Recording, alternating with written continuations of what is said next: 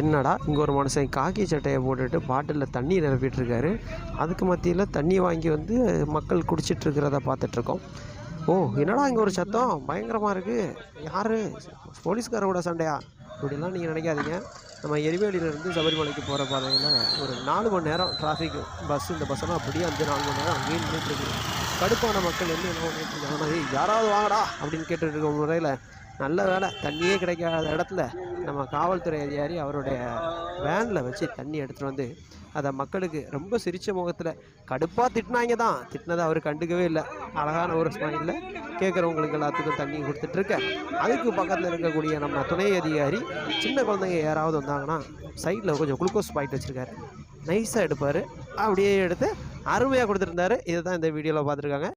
ரொம்ப அருமையான போலீஸ்காரில் இவருடைய செயல்பாடு உங்களுக்கு பிடிச்சிருந்தா அப்படியே ஒரு லைக் மட்டும் டப்புன்னு அவருக்காக தட்டி விடுங்க பார்க்கலாம்.